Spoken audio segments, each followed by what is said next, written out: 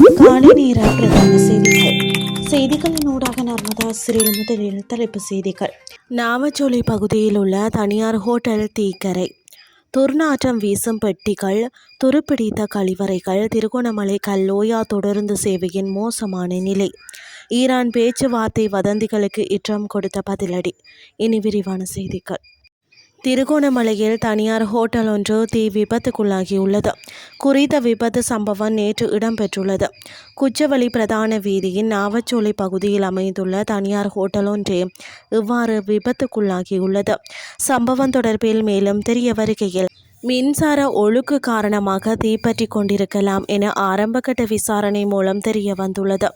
தீயை பொதுமக்கள் இணைந்து கட்டுப்பாட்டுக்குள் கொண்டு வந்துள்ளனர். குறித்த ஹோட்டல் மேல் பகுதி அழகுபடுத்தலுக்காக ஓலையாலும் வேயப்பட்டுள்ளதாக தெரிவிக்கப்படுகின்றது. சம்பவம் தொடர்பாக மேலதிக விசாரணைகள் இடம்பெற்று வருகின்றமை குறிப்பிடத்தக்கது. திருகோணமலைக்கும் கல்லோயா சந்திக்கும் இடையில் கொழும்பு மற்றும் மட்டக்களப்பு பயணிகளுக்காக இயக்கப்படும் இணைப்பு தொடருந்து சேவையானது தற்போது மிகவும் மோசமான நிலையில் இயங்கி வருவதாக பயணிகள் கடும் விசனம் தெரிவித்துள்ளனர். இந்த நிலையில் தொடருந்தின் மலசல கூடம் பயன்படுத்தவே முடியாத அளவிற்கு துருப்பிடித்த சுகாதாரமற்ற நிலையில் காணப்படுவதாக தெரிவிக்கப்பட்டுள்ளது. உள்ளே நுழைய முடியாத அளவிற்கு வீசும் துர்நாற்றம் மற்றும் முறையற்ற நீர் விநியோகம் என்பன பயணிகளை மிகுந்த சிரமத்திற்கு உள்ளாக்கியுள்ளன. சேவையில் இருந்து நீக்கப்பட வேண்டிய பழமையான பெட்டிகளே இச்சேவையில் பயன்படுத்தப்படுவதாகவும் சுட்டிக்காட்டப்பட்டுள்ளது. இருக்கைகள் கிழிந்தும் அழுக்கடைந்தும் காணப்படுவதுடன் 2ஆம் வகுப்பு பெட்டிகள் கால்களை வசதியாக வைக்க முடியாத அளவுக்கு இருக்கைகள் நெருக்கமாக உள்ளதாகவும் தெரிவிக்கப்படுகின்றது. பல பெட்டிகளில் கதவுகள் இல்லாமலும் ஜன்னல்கள் மூட முடியாத நிலையிலும் இருப்பதால் பயணிகளின் பாதுகாப்பு அச்சுறுத்தல்களுக்கு உள்ளாகியுள்ளதாக சுட்டிக்காட்டப்பட்டுள்ளது. திருகோணமலை தொடருந்து நிலைய அதிபர் மற்றும் தொடருந்து திணைக்கள அதிகாரிகள் இது குறித்து கவனம் செலுத்தி தரமான பெட்டிகளை இணைக்க நடவடிக்கை எடுக்க வேண்டும் என பயணிகள் வலியுறுத்தியுள்ளனர்.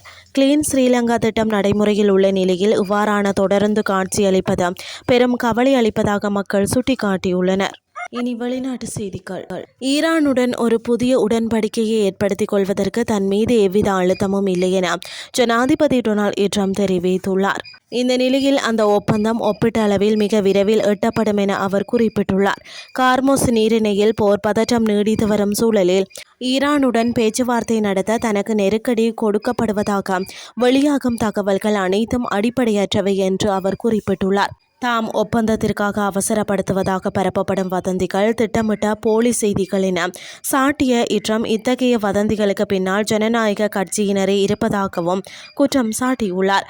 அமெரிக்காவின் நலனுக்காக குந்தகம் ஏற்படாத வகையில் மிக சரியான தருணத்தில் இந்த ஒப்பந்தம் கையெழுத்தாகும் என்பதில் அவர் உறுதியாக உள்ளதாக குறிப்பிட்டுள்ளார்.